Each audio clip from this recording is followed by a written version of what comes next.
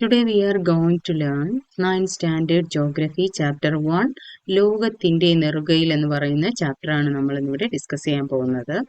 അപ്പോൾ ഹിസ്റ്ററി നമ്മൾ തീർത്തിരിക്കുകയാണ്, അടുത്ത ജോഗ്രഫിയാണ്. ഓക്കെ, അപ്പോൾ നമുക്കറിയാം ഇന്ത്യ എന്ന് പറയുന്നത് എന്താണ്? ഒരു മിശ്ര ബഹുസ്വര സംസ്കാരത്തിന്റെ നാടാണെന്ന് നമുക്കറിയാം, അല്ലേ?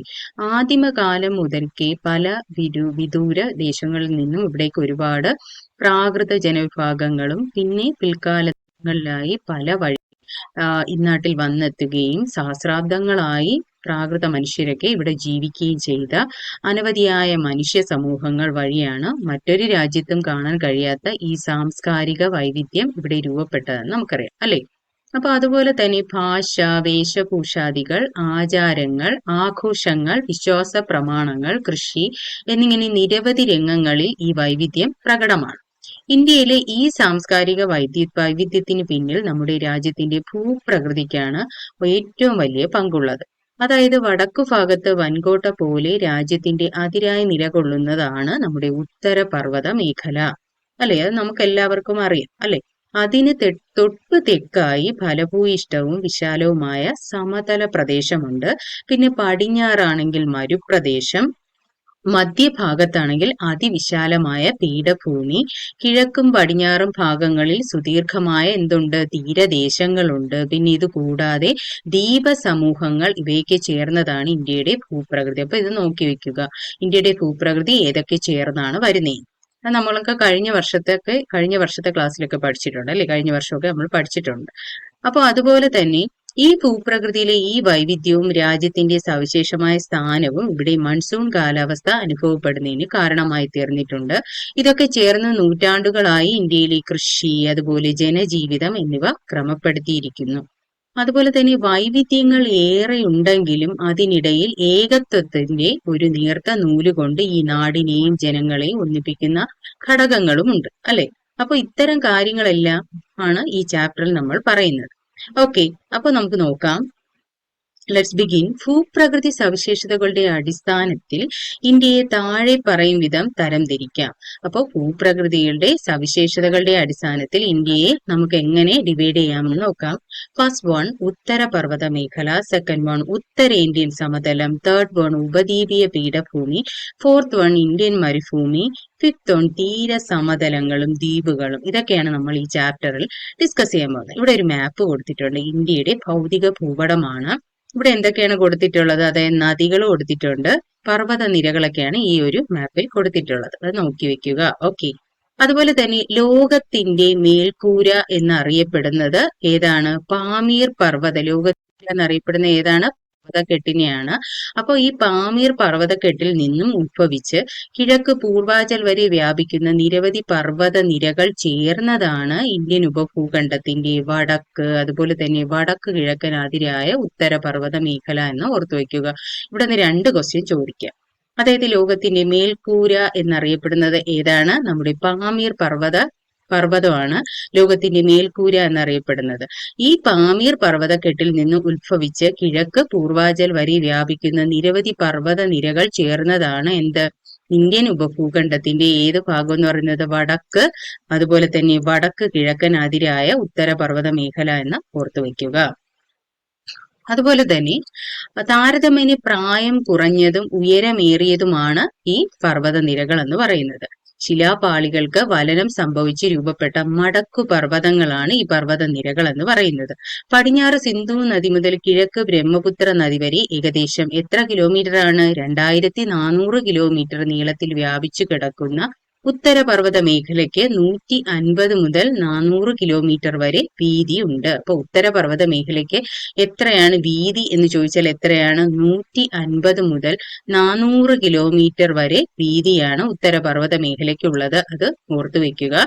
ഏത് മുതൽ ഏത് വരെയാണ്? പടിഞ്ഞാറ് സിന്ധു നദി മുതൽ, അതുപോലെ തന്നെ കിഴക്ക് ഏതാണ്? ബ്രഹ്മപുത്ര നദി വരെയാണ് ഇത് വ്യാപിച്ചു കിടക്കുന്നത്. ഏകദേശം എത്ര കിലോമീറ്റർ ആണ്? 2400 കിലോമീറ്റർ നീളത്തിലാണ് വ്യാപിച്ചു കിടക്കുന്നത്. ഓക്കെ, ഉയരമേറിയ കൊടുമുടികളും ഹിമാനികളും അതുപോലെ താഴ്വരകളും നിറഞ്ഞ സവിശേഷമായ ഭൂപ്രദേശമാണ് ഈ മേഖല എന്ന് പറയുന്നത്. ഭൂപ്രകൃതി സവിശേഷതകളുടെ അടിസ്ഥാനത്തിൽ ഉത്തരപർവ്വത മേഖലയെ നമുക്ക് മൂന്നായി തിരിക്കാം. ഏതൊക്കെയാണ്? ഫസ്റ്റ് വൺ ട്രാൻസ് ഹിമാലയം, സെക്കൻഡ് വൺ ഹിമാലയം, തേർഡ് വൺ കിഴക്കൻ കുന്നുകൾ. അപ്പോൾ ഉത്തരപർവ്വത മേഖലയെ മൂന്നായിട്ട് തിരിച്ചിട്ടുണ്ട്. ട്രാൻസ് ഹിമാലയം, ഹിമാലയം, അടുത്തത് കിഴക്കൻ കുന്നുകൾ. അപ്പോ ഇവിടെ കൊടുത്തിട്ടുണ്ട് എന്താണ് മടക്കു പർവ്വതങ്ങൾ അല്ലെങ്കിൽ ഫോൾഡ് മൗണ്ടൈൻസ് എന്ന് പറയുന്നത്. ഇത് ഒരു എല്ലാവർക്കും അറിയാവുന്ന കാര്യമായിരിക്കും അല്ലെ? ഏകദേശം എല്ലാവർക്കും അറിയാം എന്താണ് മടക്കു പർവ്വതം അല്ലെങ്കിൽ ഫോൾഡ് മൗണ്ടൈൻസ് എന്ന് നമുക്ക് നോക്കാം. ഓക്കെ, അപ്പോൾ ഭൂവൽക്കത്തിലെ ശിലാപാളികൾ സമ്മർദ്ദ ബലത്താൽ മടങ്ങി മടക്കു പർവ്വതങ്ങൾ രൂപപ്പെടാറുണ്ട്. അതായത് വലനം അല്ലെങ്കിൽ ഫോൾഡിംഗ് എന്ന പ്രക്രിയയിലൂടെയാണ് മടക്കു പർവ്വതങ്ങൾ രൂപപ്പെടുന്നത്. ചിലപ്പോൾ ഇങ്ങനെ ഒരു ക്വസ്റ്റ്യൻ ചോദിക്കാം, ഏത് പ്രക്രിയയിലൂടെയാണ് മടക്കു പർവ്വതങ്ങൾ രൂപപ്പെടുന്നത്? ഏത് പ്രക്രിയയാണ്? വലനമാണെന്ന് ഓർത്തു വയ്ക്കുക. ഏതാണ്? വലനം എന്ന പ്രക്രിയയിലൂടെയാണ് മടക്കു പർവ്വതങ്ങൾ രൂപപ്പെടുന്നത്.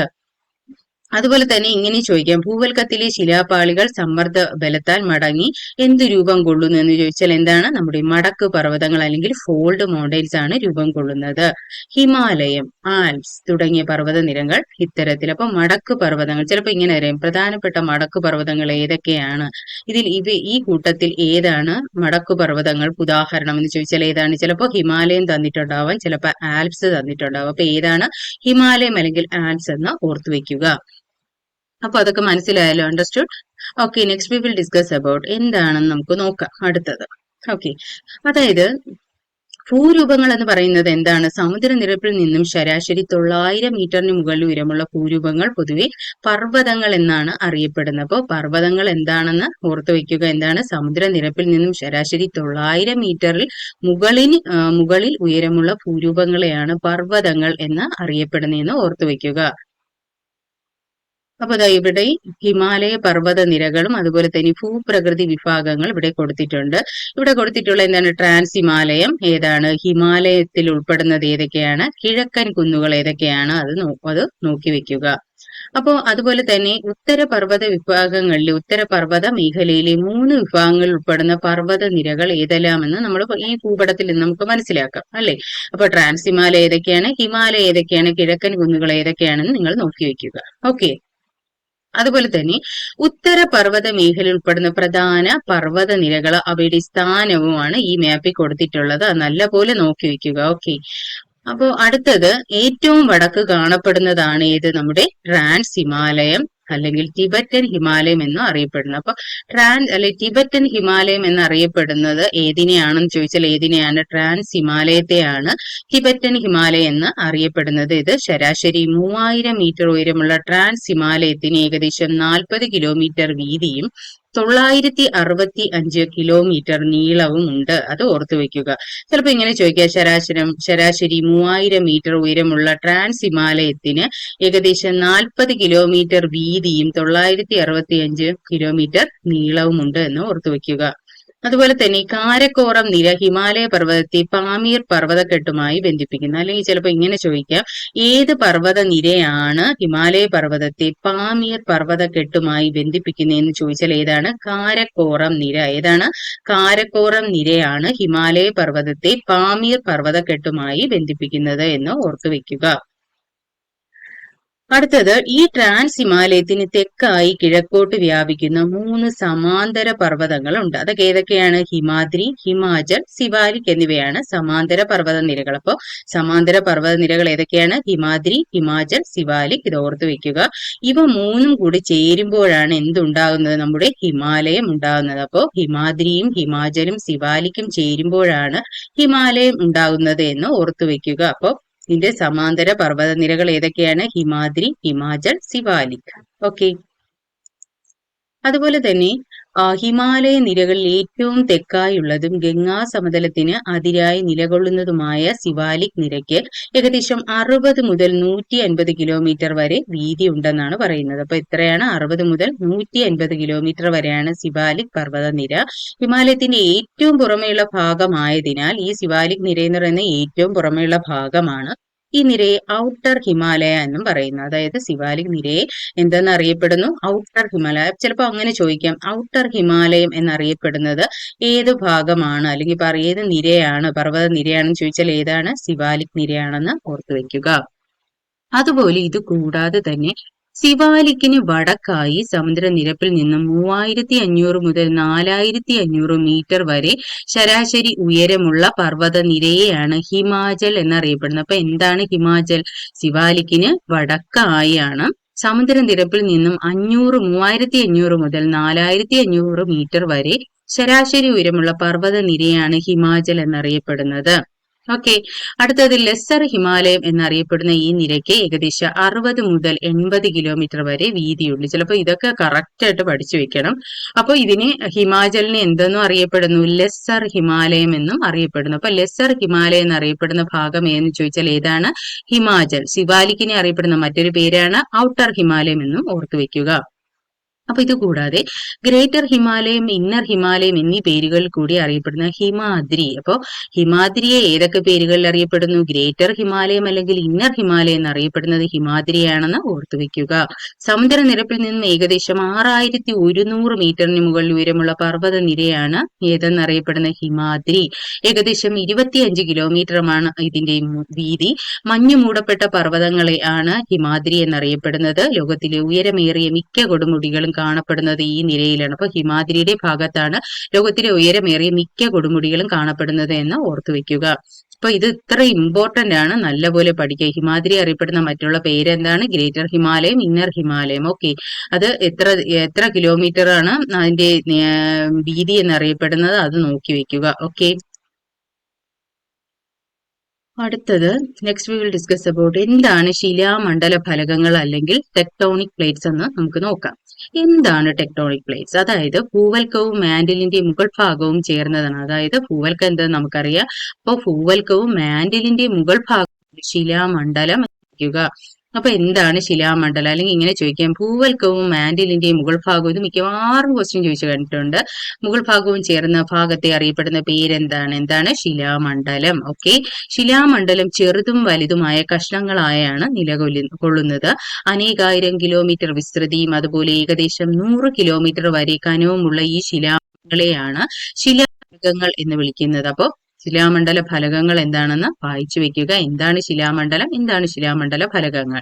ഈ വൻകര ഭാഗം ഉൾക്കൊള്ളുന്നതോ കടൽത്തറ ഭാഗം ഉൾക്കൊള്ളുന്നതോ വൻകരയുടെ കടൽത്തറയെ അതുപോലെ ഉൾക്കൊള്ളുന്നതോ ആകാം ഈ ശിലാമണ്ഡല ഫലകങ്ങൾ എന്ന് പറയുന്നത്. അപ്പോൾ ശിലാമണ്ഡല ഫലകങ്ങൾ എന്ന് പറയുന്നത് എന്താണ്? വൻകര ഭാഗത്തെ ഉൾക്കൊള്ളുന്നതാവാം, ചിലപ്പോൾ കടൽത്തറ ഭാഗത്തെ ഉൾക്കൊള്ളുന്നതാവാം, ചിലപ്പോൾ വൻകരയും കടൽത്തറയും ഉൾക്കൊള്ളുന്നതോ ആയ ഭാഗങ്ങളെയാണ് ശിലാമണ്ഡല ഫലകങ്ങൾ എന്ന് പറയുന്നതെന്ന് ഓർത്തു വയ്ക്കുക. ഓക്കെ, അടുത്തത് അതുപോലെ തന്നെ ഭൗമശിലാ പാളികളുടെ ചലനം അല്ലെങ്കിൽ പ്ലേറ്റ് ടെക്ടോണിക്സ് ആണ് ഇതിന് കാരണം. അതായത് വൻകരയും സമുദ്രഭാഗവും ചേർന്ന പാളികളെയാണ് ടെക്ടോണിക് ഫലകങ്ങൾ എന്ന് പറയുന്നത്. അപ്പൊ ചിലപ്പോൾ ഇങ്ങനെ ചോദിക്കാം, വൻകരയും സമുദ്രഭാഗവും ചേർന്ന ശിലാപാളികളെ അറിയപ്പെടുന്ന പേര് എന്താണെന്ന് ചോദിച്ചാൽ എന്താണ്? ടെക്ടോണിക് ഫലകങ്ങൾ. എന്താണ്? ടെക്ടോണിക് പ്ലേറ്റ്സ് എന്ന് ഓർത്തു വെക്കുക. അതുപോലെ തന്നെ ശിലാമണ്ഡലത്തിന് താഴെ ഉയർന്ന താപത്തിൽ ശിലകൾ ഉരുകി അർദ്ധദ്രവാവസ്ഥയിൽ നിലകൊള്ളുന്ന ഭാഗത്തെയാണ് അസ്തനോസ്ഫിയർ എന്നറിയപ്പെടുന്നത്. ഇതും ചോദിച്ചു കണ്ടിട്ടുണ്ട്. എന്താണ് അസ്തനോസ്ഫിയർ എന്ന് നോക്കാം. അതായത് എന്താണ്? ശിലാമണ്ഡലത്തിന് താഴെ ഉയർന്ന താപത്താൽ ശിലകൾ ഉരുകി അർദ്ധദ്രവാവസ്ഥയിൽ നിലകൊള്ളുന്ന ഭാഗത്തെയാണ് അസ്തനോസ്ഫിയർ എന്ന് അറിയപ്പെടുന്നതെന്ന് ഓർത്തുവെക്കുക. ഓക്കെ, അപ്പൊ ഈ അസ്തനോസ്ഫിയറിന് മുകളിലൂടെയാണ് ടെക്ടോണിക് ഫലകങ്ങൾ സാവധാനം ചലിച്ചുകൊണ്ട്. അപ്പോൾ ചിലപ്പോൾ ഇങ്ങനെ ക്വസ്റ്റ്യൻ ചോദിക്കാം, ടെക്ടോണിക് ഫലകങ്ങൾ ചലിച്ചുകൊണ്ടിരിക്കുന്നത് ഏതിന്റെ മുകളിലൂടെയാണെന്ന് ചോദിച്ചാൽ ഏതിന്റെ മുകളിലൂടെയാണ്? അസ്തനോസ്ഫിയറിന് മുകളിലൂടെയാണ് എന്നും ഓർത്തു വെക്കുക. ഓക്കെ, അടുത്തത് ഫലകചലനം മൂലം ഫലക അതിരുകളിൽ പർവ്വത രൂപീകരണം പോലുള്ള ഭൗമ പ്രവർത്തനങ്ങളും നടക്കാറുണ്ട്. 3 തരം ഫലക അതിരുകളാണ് നമുക്കുള്ളത്. ഏതൊക്കെയാണ്? സംയോജക സീമ, വിയോജക സീമ ആൻഡ് ഛേദക സീമ എന്നിവയാണ്. അപ്പോൾ ഏതൊക്കെ 3 തരം ഫലക അതിരുകൾ ഏതൊക്കെയെന്ന് ചോദിച്ചാൽ ഏതാണ്? സംയോജക സീമ അല്ലെങ്കിൽ കൺവർജന്റ് മാർജിൻ, വിയോജക സീമ അല്ലെങ്കിൽ ഡൈവർജന്റ് മാർജിൻ, ഛേദക സീമ അല്ലെങ്കിൽ ഏതാണ്? ട്രാൻസ്ഫോം മാർജിൻ എന്ന് ഓർത്തു വെക്കുക. ഇതൊക്കെയാണ് സീമകൾ എന്ന് പറയുന്നത്. അപ്പോൾ ഇന്നത്തെ ക്ലാസ് നമ്മൾ വൈൻഡ് അപ്പ് ചെയ്യാൻ പോവുകയാണ്. നിങ്ങൾക്ക് മനസ്സിലായെന്ന് ഞാൻ വിശ്വസിക്കുന്നു. Okay, now let's wind up this section. Okay, don't forget to watch my channel. If you like my channel, please like, share and subscribe. Okay, thank you.